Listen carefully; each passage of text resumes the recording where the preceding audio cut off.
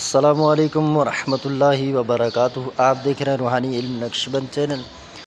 आज एक तरफ से मुझे बहुत बड़ी खुशी हुई है अल्हम्दुलिल्लाह अज़्ज़ा वजल। मसला मेरे पास आया था आज से 5 दिन पहले, यानी वो आया तो पुराना 7 दिन पहले था, लेकिन फिर उनसे बातचीत होती रही तो समझो कि 5 दिन हुए हैं ये मसला मेरे पास आया। मसला ये था कि एक शख्स ने सऊदी अरब में चोरी करते हुए पकड़ा गया तो वो जेल में डाला गया।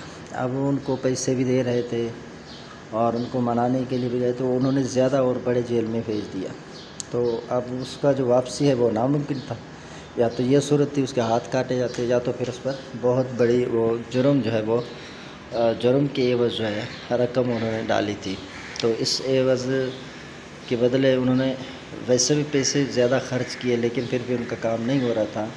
तो ये जब मसला मेरे पास आया, ये मेरे अपने गांव का मसला था, तो फिर मैंने उन्हें कहा ठीक है भाई ये मसला आपका हल हो जाएगा, लेकिन ये है कि 1 लाख रुपए मैं लूँगा और 80,000 रुपये काम के बाद आपने देने हैं, 20,000 रुपये काम से पहले।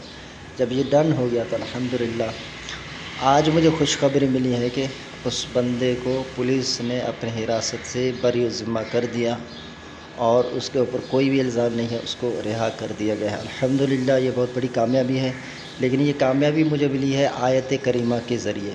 आयत करीमा ला इलाहा इल्ला अंता सुब्हानक इन्नी कुन्तु मिनज़ ज़ालिमीन, मैंने इसी को ही अपने अमल में लिया और इसी के ज़रिए अल्हम्दुलिल्लाह अज़्ज़ा वजल, क्योंकि इसमें आज़म भी है, अल्लाह ताला ने मेरी दुआ कबूल फ़रमाए और जो वजीफ़ा था अपने मंज़िल मक़सूद तक पहुँच गया। तो ये बहुत बड़ी कामयाबी हुई है।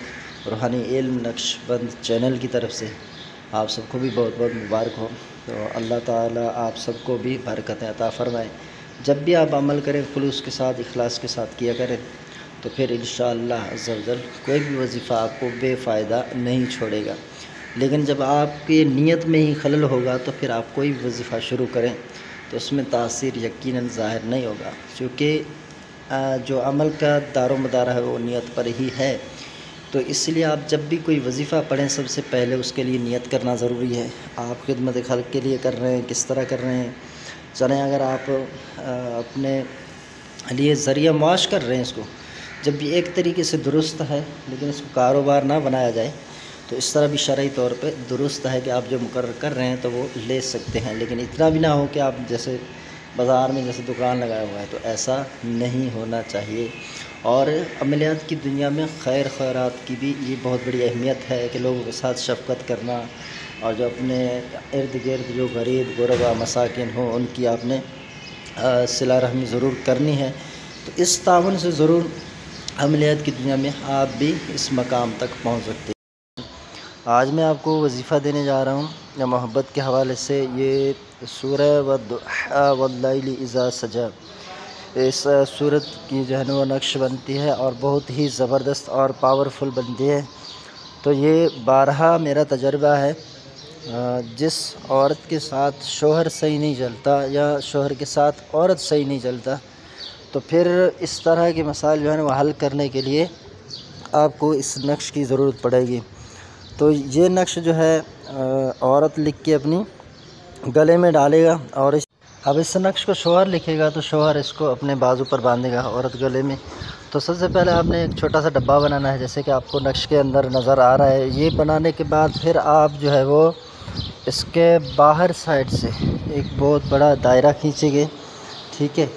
इस दायरे को खींचने के बाद कोने बना देंगे। उस कोनों को आपने देखना है कि उसके अंदर या फत्ताहू लिखा है। या फत्ताहू लिखने के बाद आपने ख्याल रखें कि या फत्ताहू जब आप लिखें तो ये लाइनों के साथ टच नहीं होने चाहिए। या फत्ताहू लिखने के बाद चारों तरफ फिर आपने जो है दरमियान में जो ये नाम है ऊपर लिखना है फ़लाँ बिन फ़लाँ की जगह शोहर का नाम और उसकी वालिदा का नाम, और नीचे लिखना है औरत का नाम और उसकी वालिदा का नाम, यानी बीवी का नाम। तो ये बीवी लिखे हुए तो यूँ ही लिखे और शोहर लिखे तो फिर बीवी का नाम ऊपर चला जाएगा उल्टी जानिब से और उल्टा ही लिखा जाएगा। तो आपने ये वल्लैलि इज़ा सजा ये पूरी सूरत देख कर लिखनी है और इस अंदाज़ से लिखनी है जिस तरह के अंदर वाले डब्बे को जैसे हिसार किया गया है। तो इस तरह लिखने के बाद आप इसको एक तो बांधने के लिए और 2 जो है वो पानी के अंदर पिलाने के लिए हैं। तो ये नक्शा आपने पाकई के साथ लिखना है, नापाकी के साथ नहीं लिखना है, बेवजू इस नक्श को नहीं छूना है, बावजू लिखना है और बावजू ही इसको इस्तेमाल करना है, ये ख्याल रखें। अगर औरतों के मसाइल हों बीमारी के, जैसे मेंसेस के दिन, तो उन दिनों में औरत ये तावीज़ जो है अगर गले में पहना हुआ है तो वो अगर सही से बंद है, अंदर प्लास्टिक हो गया है और जो है ना चमड़े में बंद है तो फिर तो सही है, नहीं तो फिर इसको उतार देंगी और जो है वो इन अयाम में इस नक्श को नहीं लिख सकते। तो ये नक्श है बहुत ही आला किस्म की।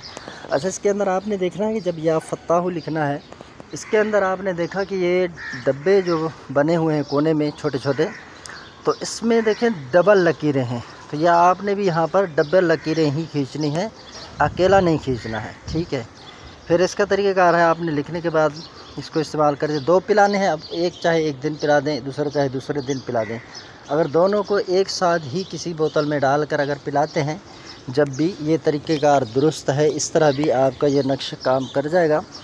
तो ये अमल आपने बिल्कुल भी जायज़ काम के लिए करना है, नाजायज़ काम के लिए हरगिज़ भी नहीं करना है। नक्श की इजाज़त के लिए अगर आप हमारे चैनल पर नए आए हैं तो हमारे चैनल को सब्सक्राइब कर दें, आपको भी अमल करने की इजाज़त है। अगर आप हमसे ये नक्श बनवाना चाहें तो बिला झिझक आप हमसे बनवा सकते हैं और इस नक्श लिखने का जो हदिया है, फ़ीस है, वो बहुत ही कम हम लेते हैं। तो इंशाअल्लाह ये लिख कर हम आपको ट्रांसफ़र कर देंगे।